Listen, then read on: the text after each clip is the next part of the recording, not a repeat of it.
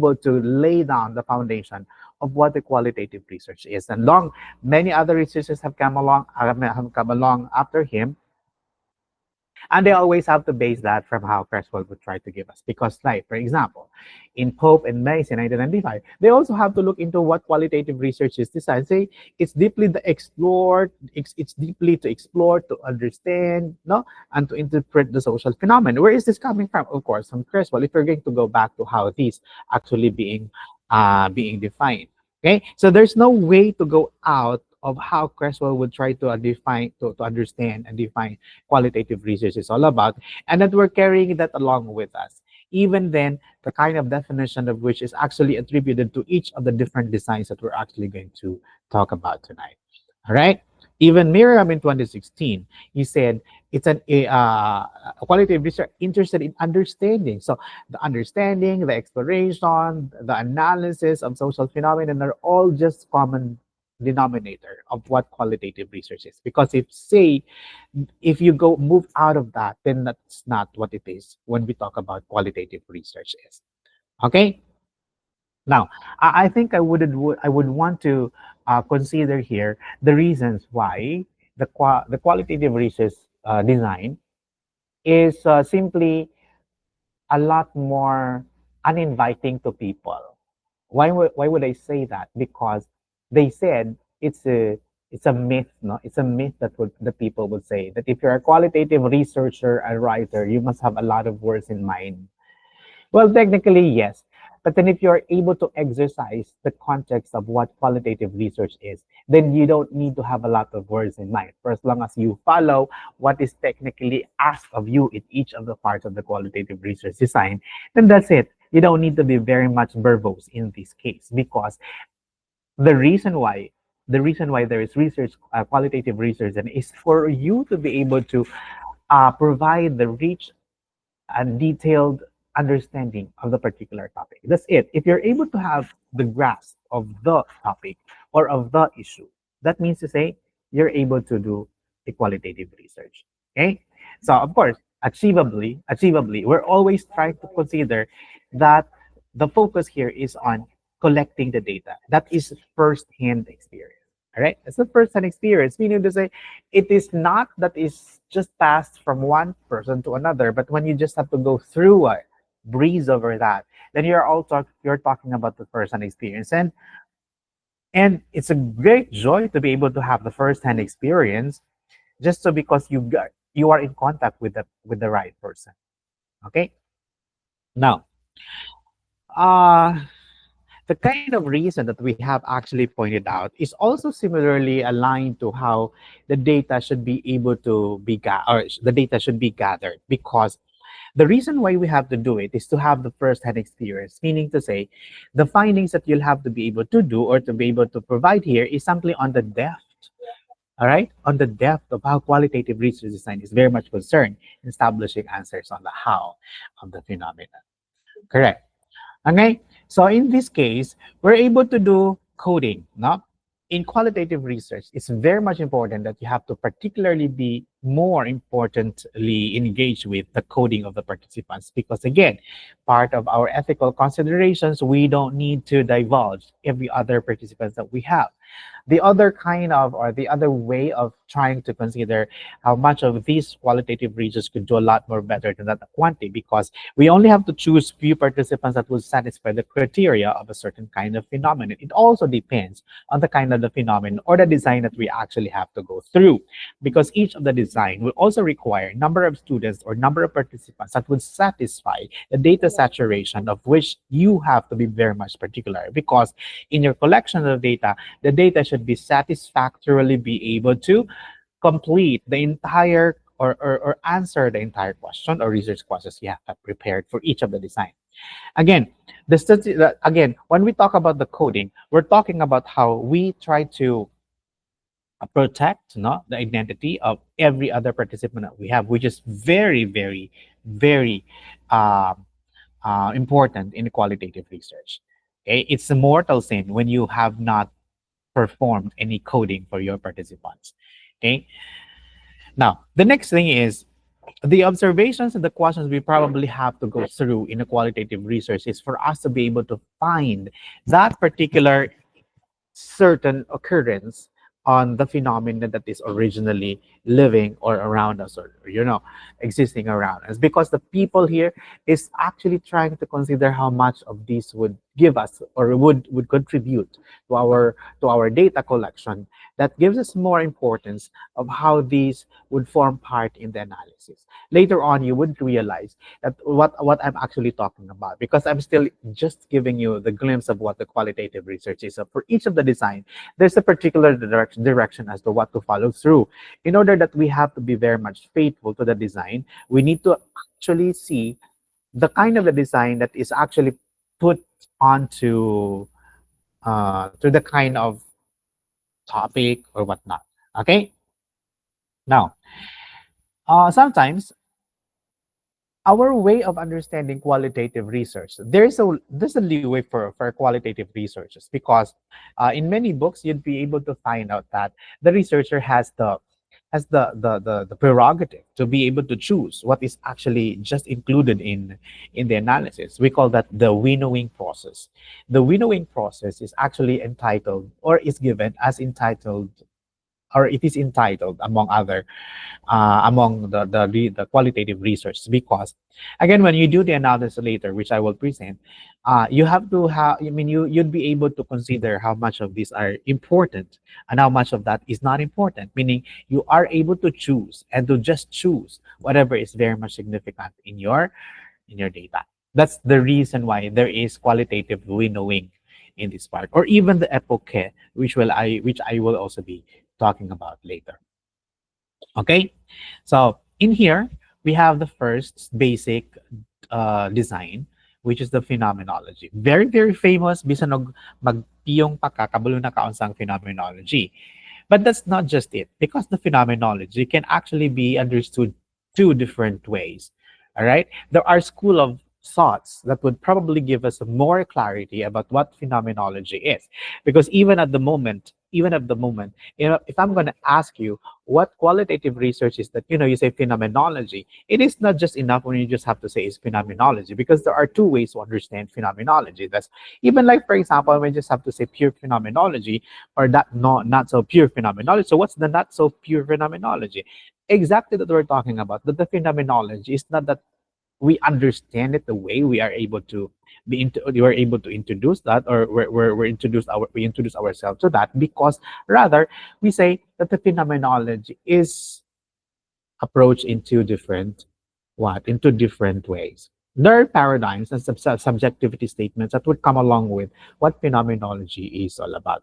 Now, there are also assumptions that would come along with it, especially, for example, if you are focusing on one phenomenology approach and on the other phenomenology approach, because the phenomenology would try to look into in the ground zero, we are looking into the lived experiences. It is not just an experience, but it's always the lived experiences, because in some other designs you're not talking about lived experiences. Okay, you're not talking about lived experiences. The only thing that made use of the lived experiences, the word lived experiences, is the phenomenology. All the rest of those that are actually intertwined with the qualitative research does not, or do not actually use or made use of the lived experiences. They are just simply experiences, because there is the significance of using the word lived experiences for that kind, because the concept of which is actually giving much more difference to that of experiences from some other design. Okay, and you have to understand that threshold is actually giving us the kind of understanding of what the lived experience is all about, as it's actually attributed to phenomenology. However, again, when I speak of phenomenology, this is just not just the exact phenomenology or the pure phenomenology we're talking about, because technically we have two other classifications.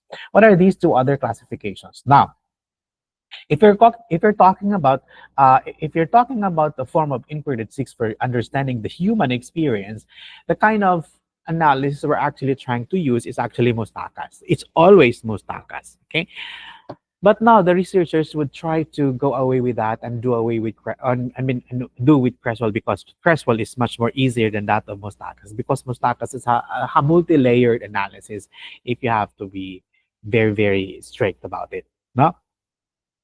And this, I think I was able to already introduce to you the epoche. The epoche is actually on the preconceived idea, meaning to say our judgment to particular instances. Now we know that there is always the occurrence of for example, we know the occurrence of the COVID-19 before.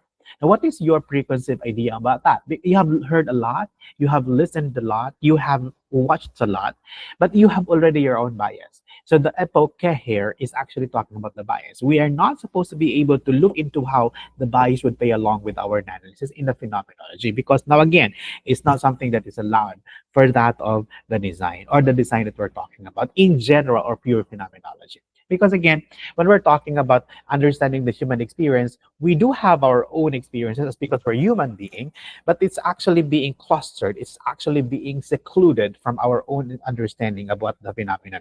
You're not talking about your experience, because if you're going to have to include your experience about the phenomenon, that is another research design, which I will also be telling you a while ago. I mean, in a little while. Okay. Now, in this kind of phenomenology, there are two schools of phenomenology. The first one is transcendental, and the other one is hermeneutic phenomenology. If we're going to go back and trace the history of phenomenology, it's always trying to go back to our our philosophers. Edmund Husserl, or the Husserlian phenomenology, is actually just called to be transcendental phenomenology, and the other one is hermeneutic phenomenology. It's coming from Heidegger. It's Van Manen's hermeneutic phenomenology. So to say, the kind of analysis that is actually placed upon transcendental is always the Mustakas, and that of hermeneutics is that of Van Manen's. All right. Now, what is this transcendental phenomenology? The transcendental is actually what? Is uh, uh, actually seeks to obtain the unbiased description of the raw data. The researcher here brackets his own personal biases. So I was actually talking about a while ago, the epoche, our preconceived idea, the bias that we always have that bias, whether you like it or not, we always are a biased person. We favor the other and not the other. That's our bias. But now you're entitled to the bias. But then in a qualitative research, we're actually trying to seclude that from our own analysis, especially, for example, if it's transcendental phenomenology or descriptive phenomenology. All right. So, again, you heard about descriptive phenomenology. This is something of what we actually miss about when we talk about phenomenology, because sometimes we just term it as phenomenology. But is it is something that is a descriptive phenomenology? Because that makes use of Mustakas. And if it is something that is hermeneutic or an interpretive or interpretative phenomenology, that makes use of Van Manen's way.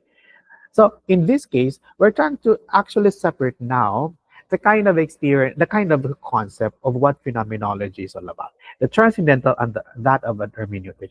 For transcendental, you talk about this kind of perceived, right? This is descriptive. When I say descriptive, the lived experiences actually is being described. You're not telling the lived experiences, but it is actually being described. Okay, meaning the concepts here that are provided technically is telling us that the kind of data that we're gathering from these participants are not, I mean, are technically descriptions of the experiences. This is what we call transcendental phenomenology. But if we're talking about hermeneutic phenomenology, which is actually we call the interpretive, because you might have heard of the interpretive or interpretative phenomenology. This is even more higher than that of phenomenology, pure phenomenology, which is actually descriptive. Because, again, if you have the prerogative to winnow every other responses of the participants in a qualitative research, in this case, we don't need to winnow, because our own personal bias, the epoche, our personal bias will always be, we can already be included, because as a phenomenology researcher aligned with hermeneutics or interpretative, these are all the same, this is terminology, can already be included in the analysis, meaning my own interpretation can be included into the particular analysis.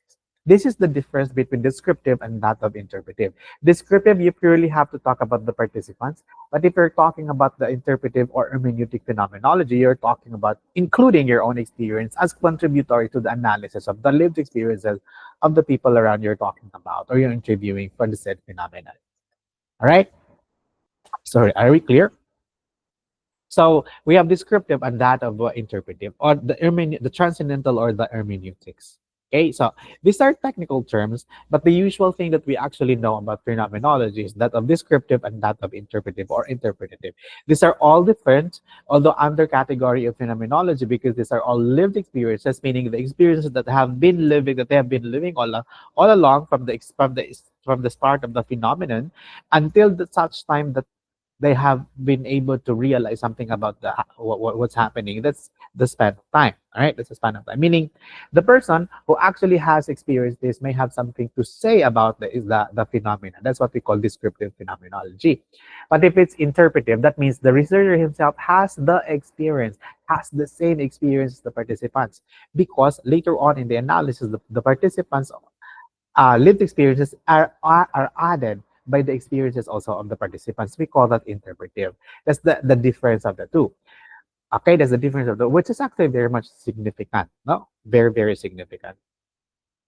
I hope you are able to get through or understand what's the difference between phenomenology, that is hermeneutics, and then the transcendental.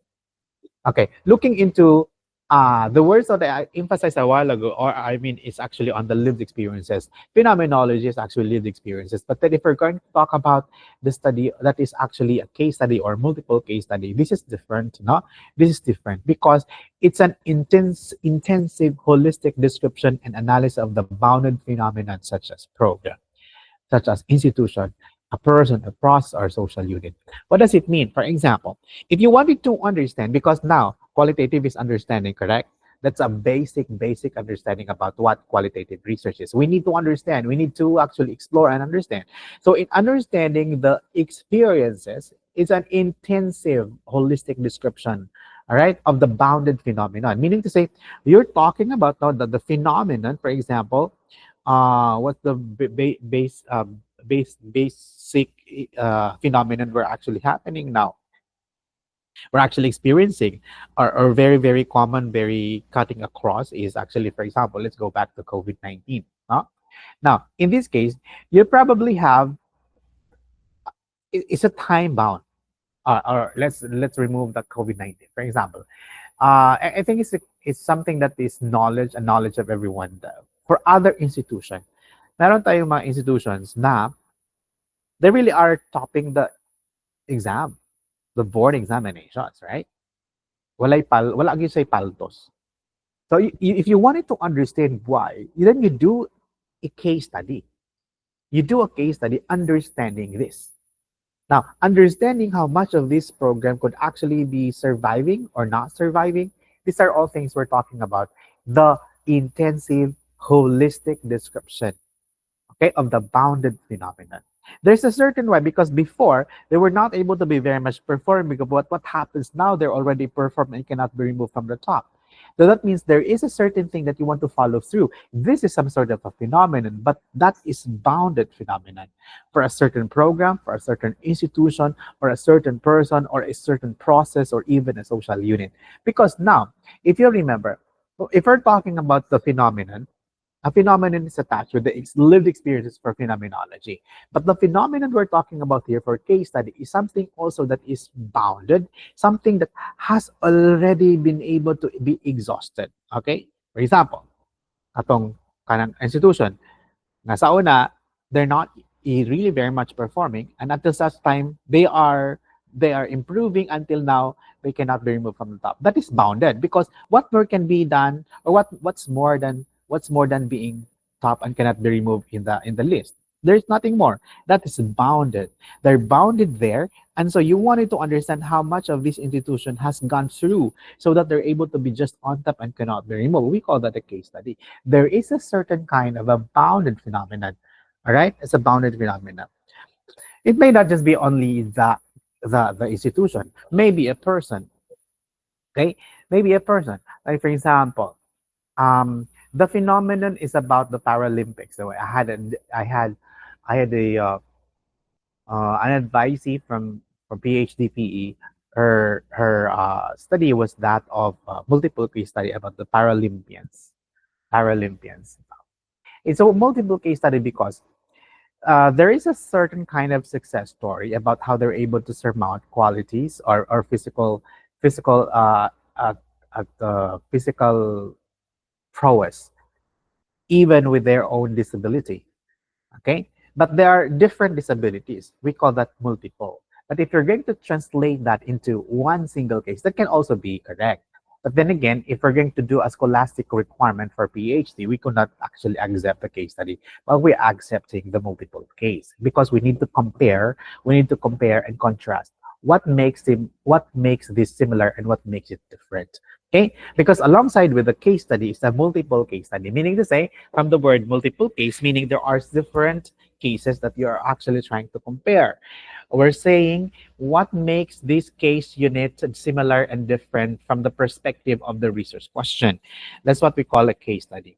At least 5 case study if it's an individual, or three cases if it's an institution.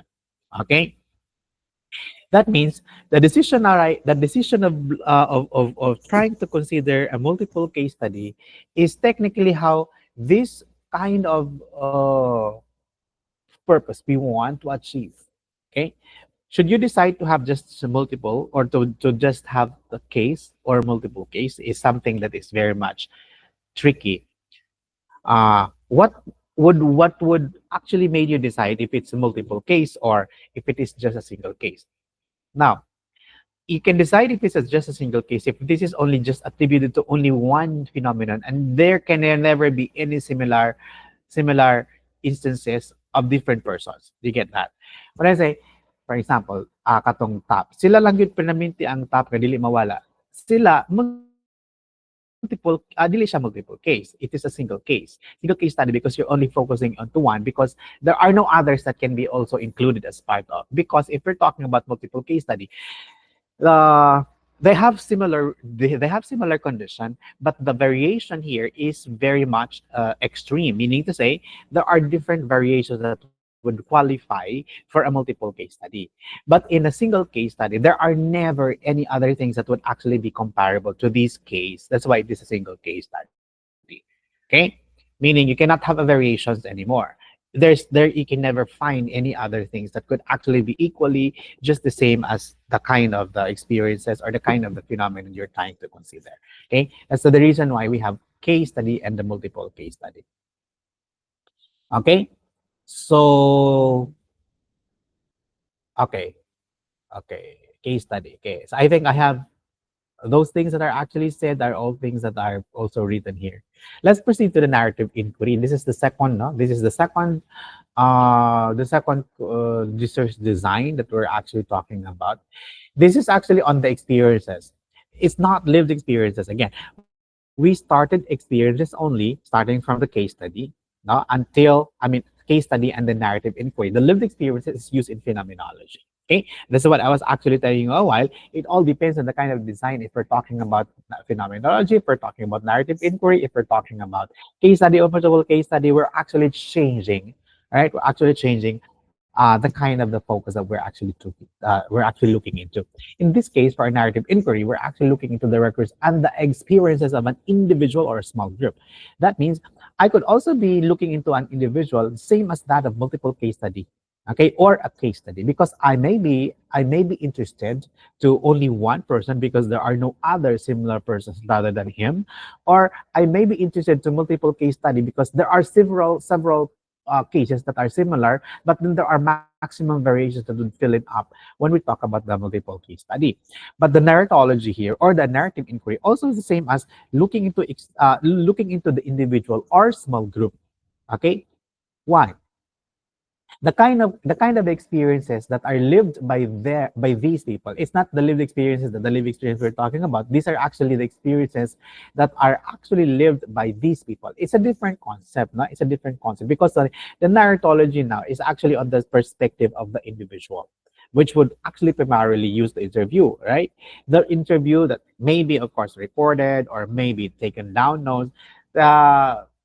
in qualitative research, we're always required to have the field notes. No, we always are required to have field notes. Field notes are the the the the the the notes that you have to bring along with you during the time when you do the interview or you do the data gathering. In this case, you may have to be very much careful about if you're already talking about the narrative inquiry, because this is to be something that is chronological. The very key to understand the narrative inquiry is how these kind of events are actually taking one at a time in a chronological order. The narrative should be also chronological, although in the course of the interview they may not be chronological, but you have to take note through your field notes that this kind of event came first before the other. That's why when your presentation, you should be able to do it chronologically. And that's the reason why if you're doing a narrative inquiry as a qualitative researcher, you should be able to have a journalistic instinct. Why? Because you should know how things are going to be arranged chronologically. Because now you cannot demand from your research, from your tawag dito, you cannot demand from your participants to do them and to narrate everything chronologically. No, because it has to be in the course of the interview that you have to come up with these kind of questions to them.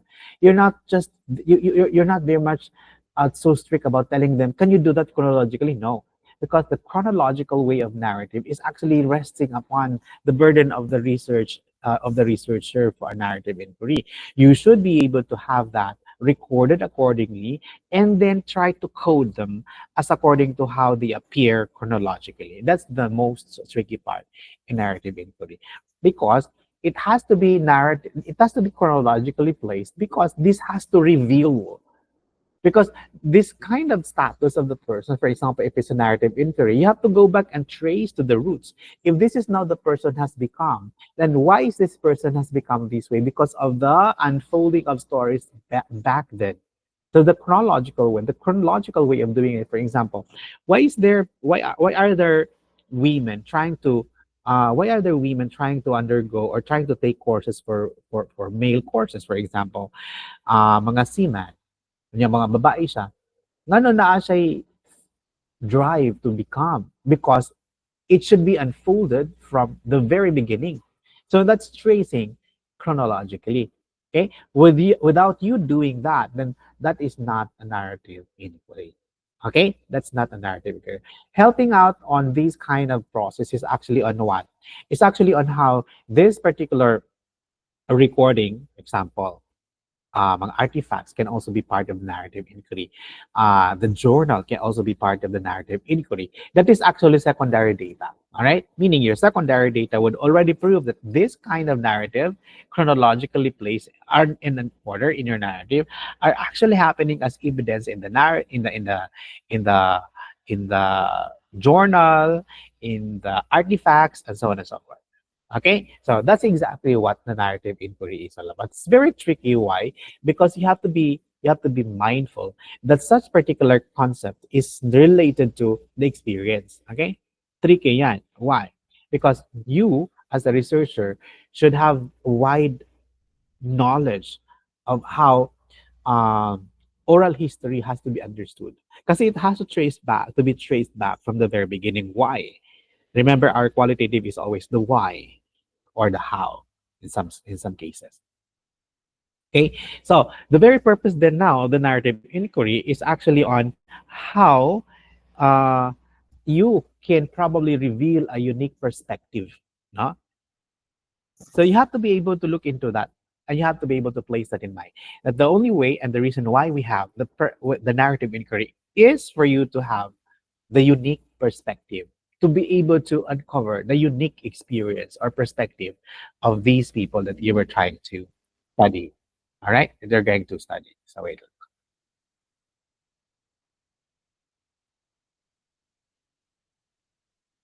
Okay, so that's the reason why we consider here um, the narrative inquiry. Technically, why we do a narrative inquiry is some sort also of emancipatory in some sort. Why? Because we're actually giving voice to the marginalized. That's the narrative inquiry, the purpose of which. I mean, because there are people who are marginalized and we give voice to them, that we do a narrative inquiry. Very first consideration. Okay, the very first consideration that you actually have to do and consider when you do narrative inquiry, because these voices were not given much attention. They were marginalized. This population were marginalized, that were taken for granted. Then you probably have to do a narrative inquiry for that for that matter. Okay. The reason what I mean, the strength of which is actually on a detailed situation of the experiences or the life experiences, and it can actually reveal the significant issues not elsewhere recorded. Okay, meaning to say there are some other issues that may not have been recorded because, for example, the artifacts may have shown these kind of records. The journal may have some sort of records on that. Publications may also have some records, but there are also others that are not recorded, which actually is coming from the participants themselves. Okay, that's a very strength. That's a very purposeful way of trying to reveal uniqueness of these kind of stories. Okay, that's why the narrative here actually is trying to consider a way to democratize document. Okay, the documentation and the lived experience of the wider gamut of the society. Okay, but of course, if there is strength, there is also limitation. That was a tendency, the Hawthorne's effect. What's the Hawthorne's effect? The Hawthorne's effect, because if the person knows that they're actually being studied upon, they are not anymore giving so much authentic reasons as to their responses, because they have to appear very good. They have to appear very, very appreciated or appreciable. That's a Hawthorne's effect. No? Or if, for example, if the one who interview is somebody who knows the person or who knows the subject, there's also Hawthorne's effect there, meaning to say they're not anymore being of themselves because they're trying to pretend something else, someone else, just to make somebody to be pleased or something like that. Okay, that's why in this case, we have to remember that the narrative of the participants rests upon their kind of memory. Okay, the memory. What do you do as a researcher? Remember, if there is a Hawthorne effect and the kind of the narrative inquiry we're talking about is resting upon the memory of the participants, it conflicts, no? It conflicts to the kind of triangulation we're actually looking for. What is this triangulation we're trying to be looking for? When I am saying this, pero what happens in the history, if you're going to go back, is not the same. Where is now the triangulation of the two? We could not look into, right? We could not be able to see how much of these are actually true because the Hawthorne effect is already beginning to happen. Okay? The subject will only be focusing on how they try to make themselves very good and appear very good because they know that they're being studied upon and they're the subject of their research. Okay? How to avoid that? Then have somebody else do the thing because they may have some sort of other way of looking at it and not the exact or not the entire researcher for that matter. Okay, so that is what we call narrative inquiry. This is the third one. The fourth one is actually on ethnography. Many would love to do ethnography. Actually, if it is a social science class, meaning to say, there are two ways to be able to do that: the emic and the ethic. Emic meaning observation happens from within the culture. The ethic here is actually on observation that is external looking. So meaning to say, when you do an ethnography, just as Taylor and France would say, it is very much similar to anthropology, meaning you're talking about persons, you're talking about culture, okay? You're talking about society, certain society that may have interests or that may have been of your interest. And that's exactly what we're talking about when we say ethnography for the matter. The kind of the design we're talking about here is simply on how this kind of human society or human culture is being understood and being understood by a lot of people. Okay, there's no other way for other people to understand the kind of culture because there's nobody trying to reveal that to a lot of people. So if you are a researcher, a qualitative researcher, and you're very much interested about culture and how this culture affect our own understanding about what the society, for example, the bullying or whatnot, many of which are actually associated to society and the culture, because the culture will actually dictate how the community is actually doing their own thing. Now, in the exploration of this kind of research design, two ways you have to be able to consider: the ethic and the emic culture observation. Because technically, the observation here is actually the most focus of what is ethnography is all about. There is always an observation, day by day, because this is where you can saturate your data. But of course, the observation can be you doing it the same as others, or you doing it afar, but just actually trying to consider observation, like what they do, what do they do in this particular time, how are they able to do it, what is the manner, uh, are all doing it, are there anybody exempted from doing that? These are things very much detailed that you have to consider. That's why you have to have your own journal, or you have to have your own field notes. So the EMIC is when you do it yourself, along with the rest of those in the community. But the ethic now is external, meaning you can also add up other artifacts that may have to be or that may actually be contributory to understanding of, or to understanding the kind of reasons why this kind of culture still exists in the midst of modernization. Okay, in the midst of modernization, because some other culture do not fade.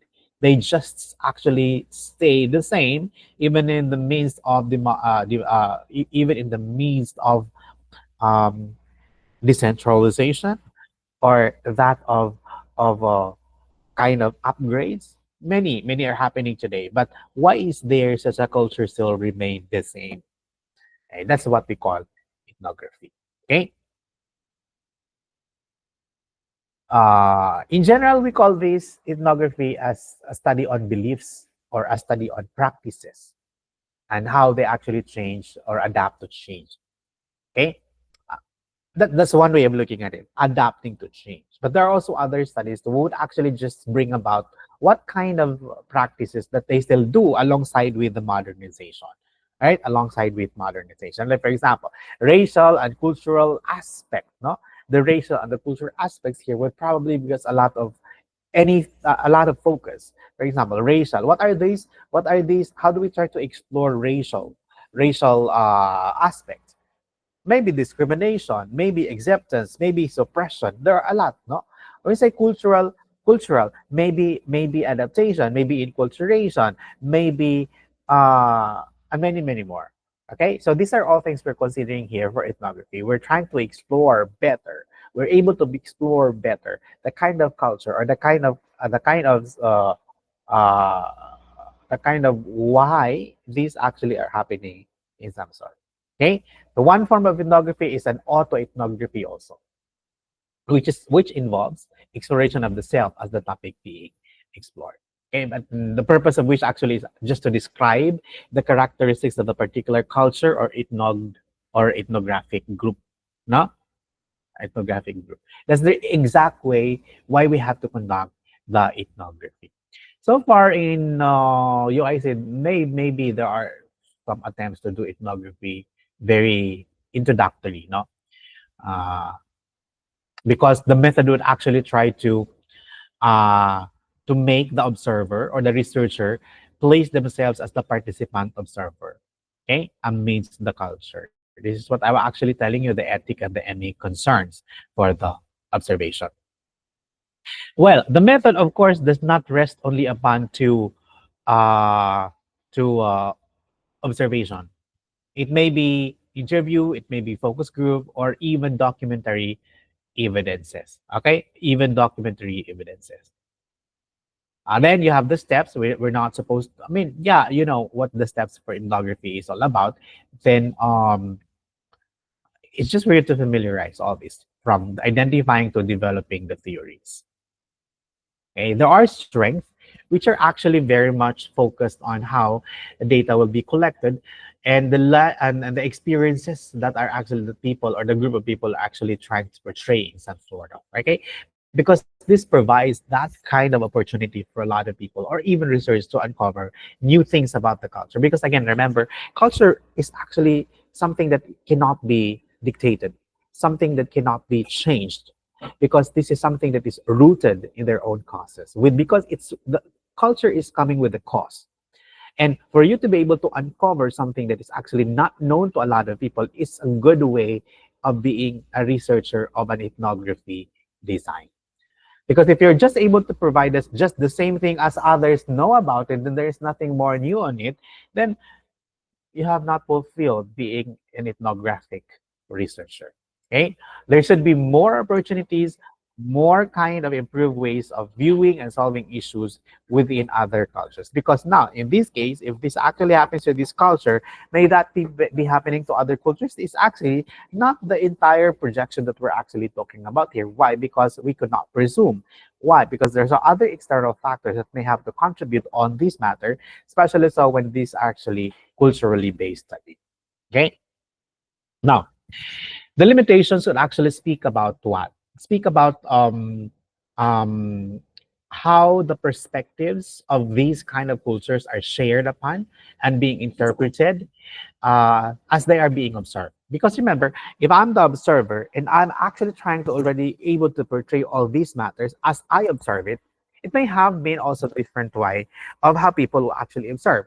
But how to marry this, how to actually serve, to actually solve this and these kind of limitations. Well, that's just the limitation, but you can actually mitigate on the limitations. Mitigating it is actually on looking at into others' way of interpreting what the observation is all about and get into the commonalities or yeah, the commonalities of all these, because engagement is the key. You have to engage with other people, you have to engage with other culture, and that's the reason why we're able to mitigate the limitation. We cannot do away with the limitations, but we can only mitigate it. I mean, lessen this a little. Okay. Now, the last is actually on a grounded theory. The grounded theory would take you a lot much time because it is a cyclic nature. Cyclic. There are two other schools of grounded theory. No? It may be grounded on the lived experience, in the lived experiences, or it may be grounded on the literature. Okay, but what is actually very much notable for grounded theory is you you being able to produce new theory out from the experiences and out from the literature. Okay, because there are two ways. I mean, there are two ways from the lived experiences of the person or of the people, and that of kind of literature based. Okay, literature based. But what is very much satisfying is when you do it yourself in the field, right? When you do it yourself in the field, and that's how we practically see the kind of theory that we produce, because these are all very much tedious, because from one cycle to another cycle to another cycle until you should be able to establish the kind of commonalities of the ideas presented for each of the presentations of the themes. You should not stop. You should not stop until you're able to find the kind of defined characteristics that is completely different. Because remember, before you do before you do a grounded theory, you should be able to have a theoretical sampling. There are two ways of doing the theoretical sampling here.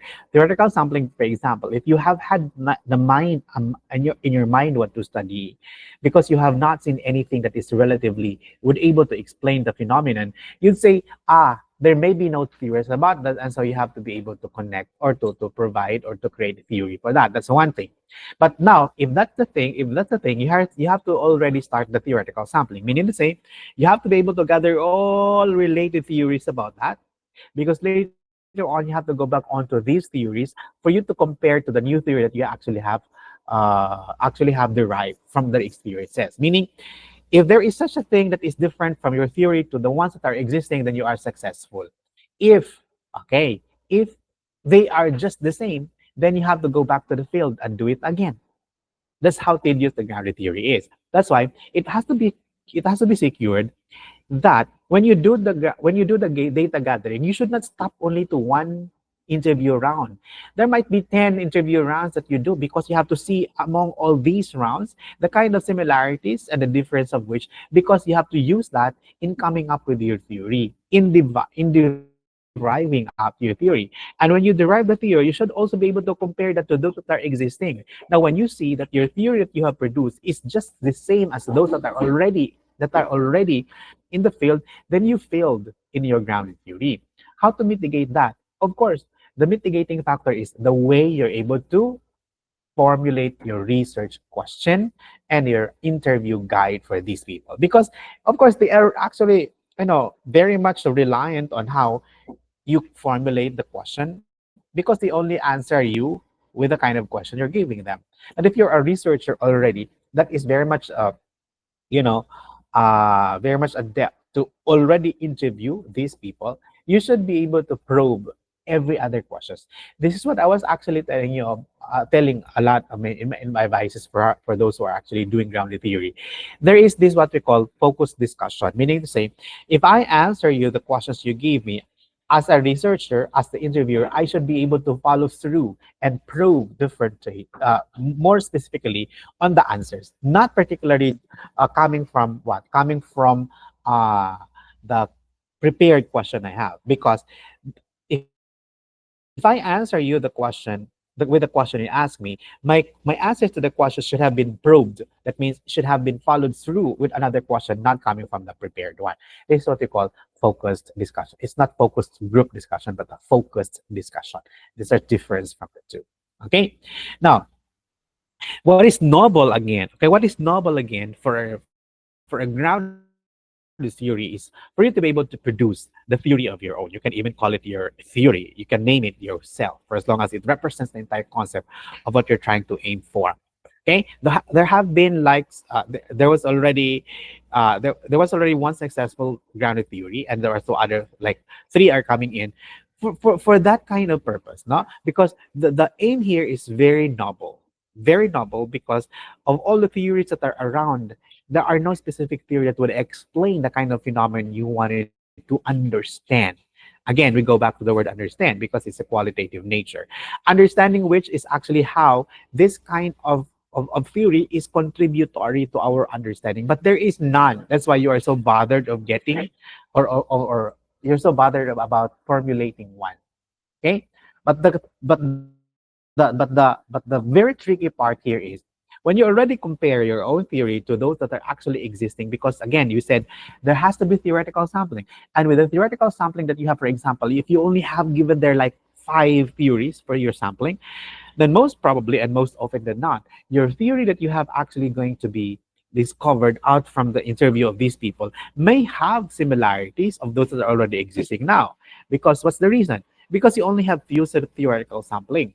So the theoretical sampling is actually very much important. Why? Because later on in the comparison of your new theory to the existing theory, if there are no difference, then you failed. You really failed. What do? You do it again. All right? You do it again.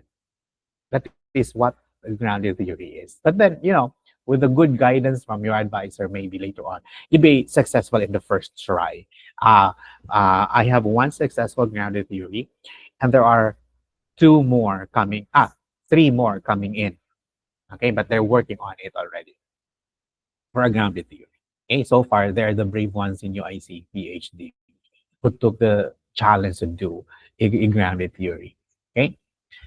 The characteristics here is actually, the collection and data analysis here is occurring simultaneously because it's a cyclic, okay? It's a cyclical and reflective manner.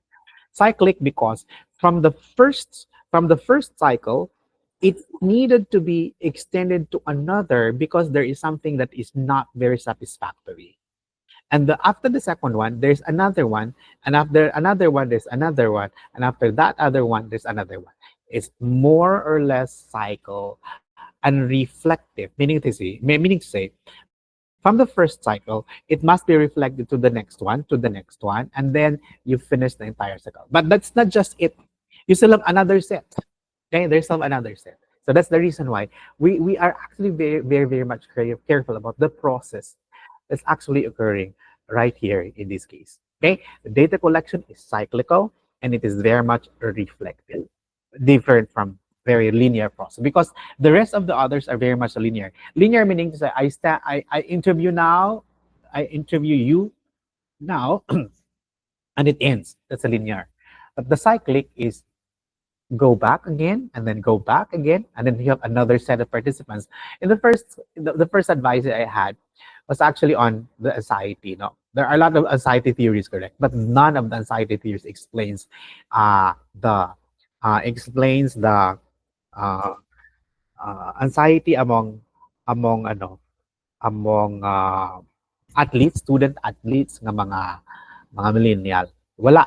That's why he was able to provide one. And then during the course of the comparison of the theory of the similarity and differences, There is similarity, but there's always greater difference. That's why he was very much successful in creating a theory, okay, in creating the theory. And of course, I asked him to do 10 series of interviews. Di lang siya isa, duha, tulo, but 10. So, first set, you can have 3. Another set, you can have 4. Another set, you can have 5. Another set, you can have 2. Another set, you can have 3. And all these things should be all together put as to something that is analyzed for its differences and similarities. Okay? Okay, this is what I was telling you about. Theoretical sampling is the key aspect of sampling stage of grounded theory. Because without that, I don't know what will happen. Maybe it would be reduced to just lived experiences. No. Okay, that's the cycle I was actually talking about. Strength, widely used across wide range of discipline by Sharmas. Sharmas is actually the proponent, so the first proponent of the grounded theory, and facilitate theory construction and construction of fresh concepts, useful when researchers wish to explain process, not to test existing theory. Okay, but there is also, of course, limitation to that. What's the limitation? Limitation is inherently not useful for application of received theory, and that the analysis of data involves elements of researchers' own subjective judgment. Of course, it's always there because it's a qualitative research after all. Okay, now that is something that we actually have completed. The 5 basic approaches are designed to qualitative research. Look into the data gathering, the triangulation, which actually have been the second to the last that I'll be talking about. So in here, data gathering is a rigorous part of qualitative research, and much qualitative data exists in the form of what? Narrative text scripts, commonly gathered from interviews, focus group discussion, survey questions, journals and field work, recorded observations, existing documents and artifacts.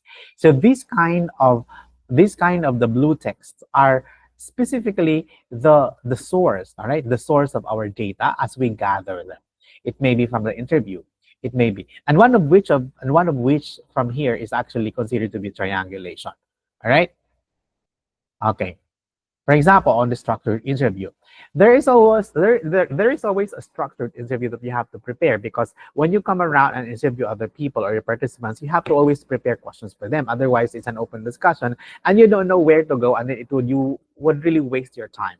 Right? It would really waste your time because you have nothing to ask more from the structure leading to answering the research questions that you have. You have to always have the kind of the interview guide that you prepare for each of the moment you have to interview. Okay, focus group discussion is also, of course, a one way of validating. Okay, that's what we call a focus group discussion. Can be your triangulation process. Okay, can be your triangulation process, so that you'd be able to see that the kind of first interview that you have, for example, in-depth interview, can be triangulated, right? Triangulated on the kind of specific reasons, no, why this actually exists.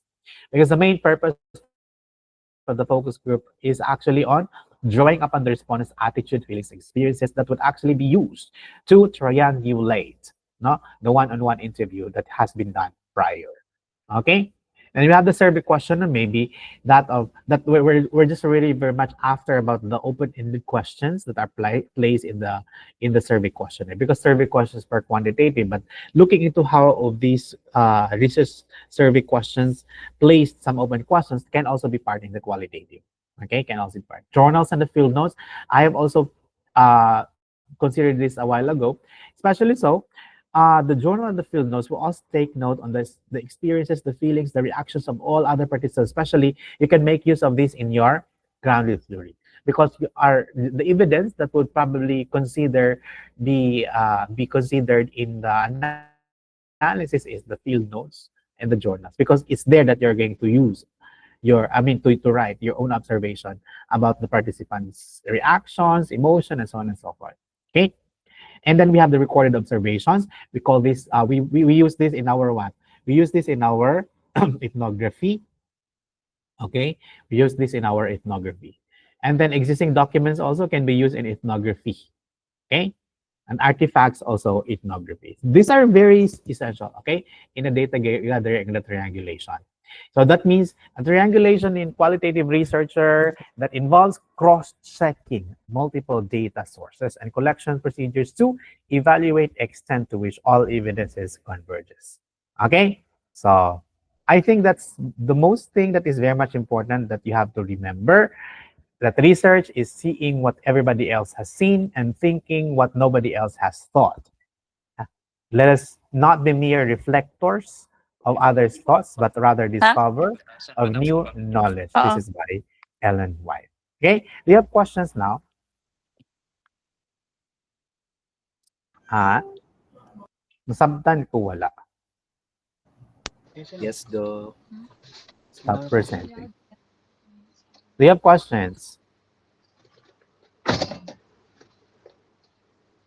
Leonard, pang sixth round na ni mo ron. Ha? Ano may questions? Wala.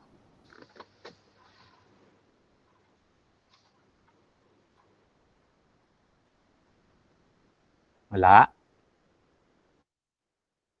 Nasabtan ninyo, guys? Mm. Sabtan na, Doc, pero murag siya. Unsa man, murag unsa man siya. Many to, kanang remember. Many to remember. Pero laban ra, Doc. Kailangan siyang laban. Sa wa tay kalaban, malaban kita.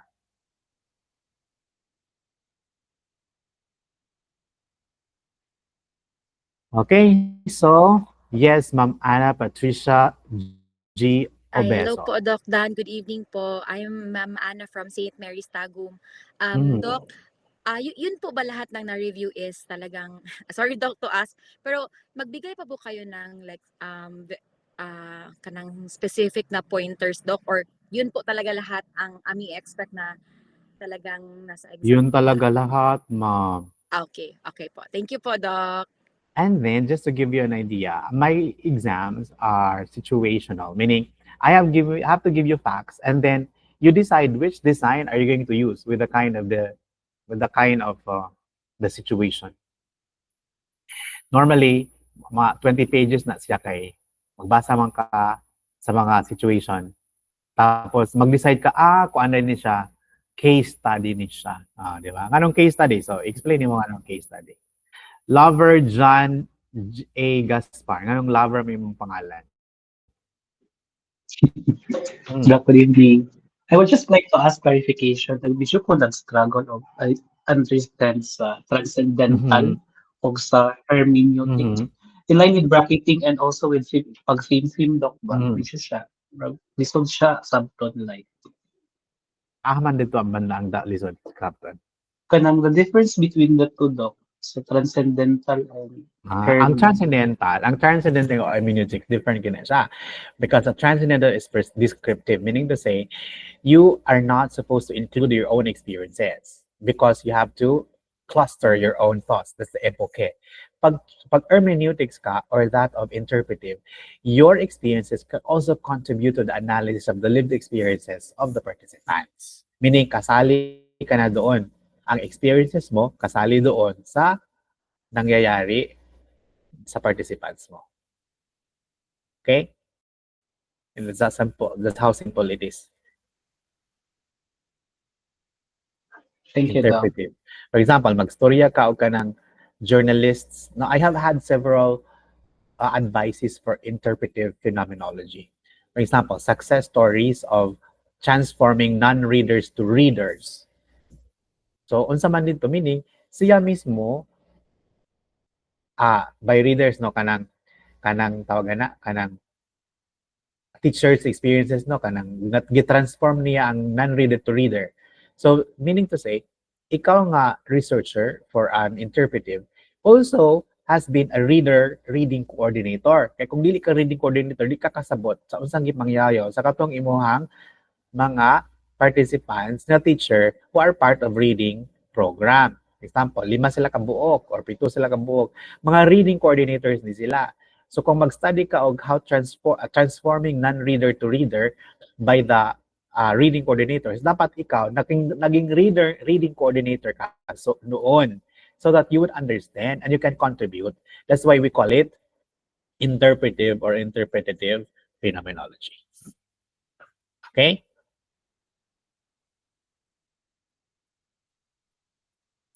Unsa pa laing question?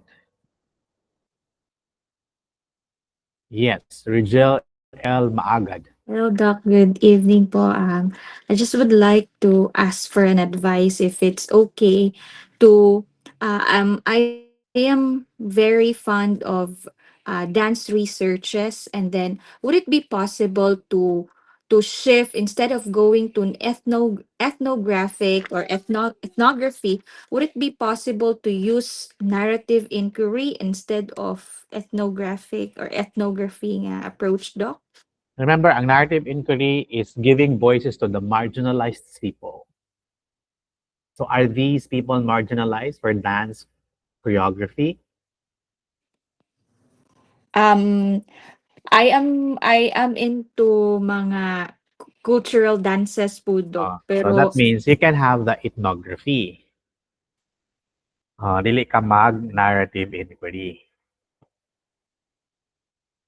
like bali ang iyang end product, Doc, is to come up with a dance literature. So dili gid siya pwede dito gid siya sa ethnography. Yes. Thank you, Doc. Sige. Who else would like to ask questions? Nasabtan ra kung gipangyayo gini na class. Ay, ladies and gentlemen. Di mo mo klase. Ladies and gentlemen. May pumunta na wala. Kaya na mag-compre? Yes, ma'am. Unsa man another one? Another inquiry, Doc. How long will it take to apply grounded theory in a research? Kung paspas ka, one year is good. Pero kung yaya ka, dili ka. When I say yaya, dili ka motivated kay daghan kag trabaho, ay na pag-grounded theory. Kaya kato akong gi-advise nga nag-grounded theory, nag-leave you to siya or nag-step down to sa pagka-coordinator. Because I told him, you have to focus. Pero siya na nag-decide na nga mag-ano siya. Dili ako naging nga pag-resign. Siya nag-decide nga naman, it has to be given much time. I have another one coming up nga grounded theory. He's a coach. And then he really have to spend one day a week to do the paper. So ngayon, he's very much advanced. Because he has to decide. Di pwede na mag-grounded theory ka kay social. Social lagi, pero ang imong trabaho, imong ethic, imong work ethics, di po mo social. So wag yapon ka, you failed. Sige, si Darrell L. Cabudol.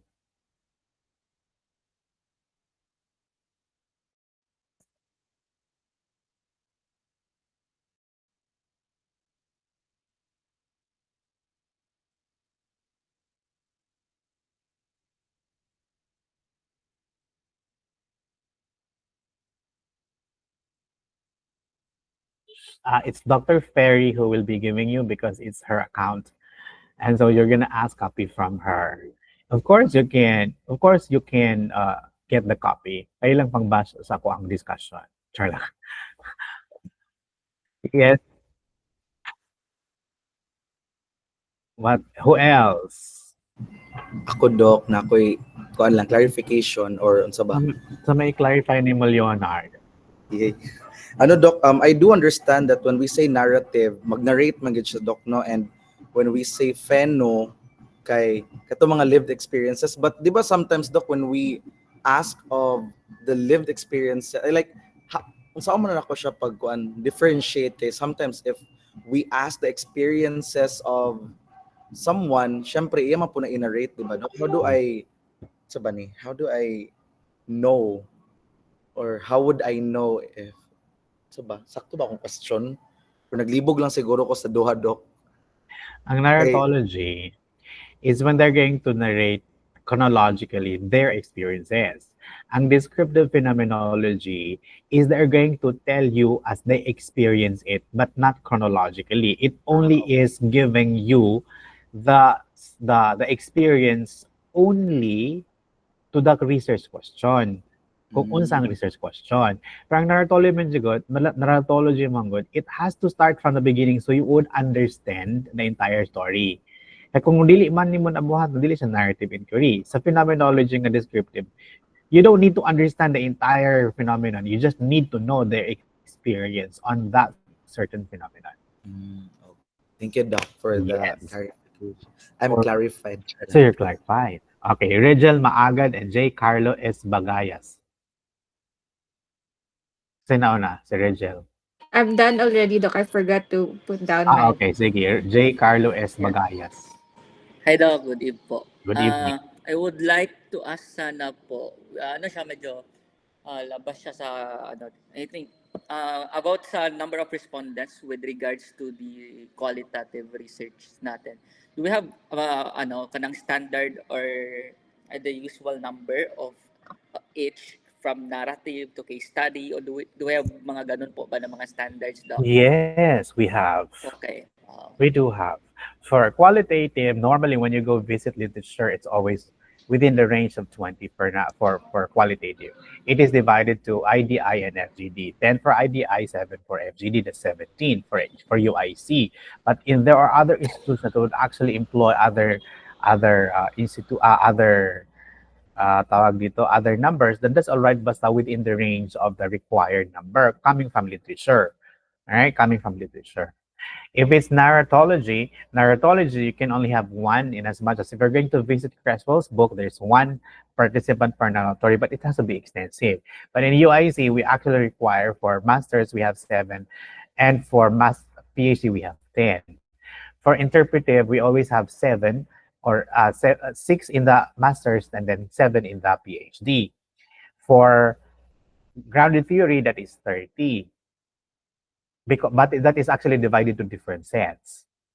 For culture, one for ethnography, that is actually going back to 17, pero within the culture. Within the culture. Multiple case study, you have single case, that's 1. Multiple case is always 5. But if it is an institution, you have for a multiple case, that is 3 institution, but 5 different participants in an institution. But if it's an individual case study, you only have 5 different cases. Okay? Thank you Doc. Thank you so much. Sure. Who else? Sige, si Harley David So. Naman na So. Which design is easiest for you, though? Easiest? Everything is easy. All.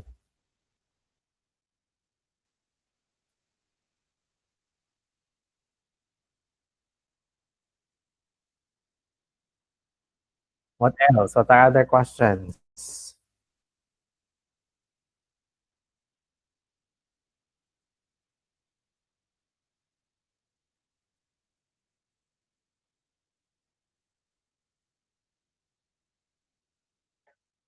Yes, Richard L. Romero. Good evening po, Doc. Doc, Good honestly, evening. kaka-enter ko lang, Doc, and I just also, just a clarification or question, Doc, with regards to the rec, yung sa, ganit, Doc, yung sa rec. When we are also going to conduct a study in terms of, when our respondents or our participants is more of a, kanang mga children, Doc, do we still have to follow the, of the rec, yung, Yes, consent form. there is consent and then the rest of the papers or documents. Yes, that's correct. Okay. Sige, thank you po, Doc. Okay. What else? Are there more questions? I hope I have given you justice for your coming over and spending the night with me. I hope I have enlightened you, and I hope I have given you something to really study and be prepared for the examination or comprehensive examination. All right? So if there are no more questions, I think that would be for tonight. Thank you, Kaya. Okay, very well, very much welcome. So let's have Lover John to read us the closing prayer.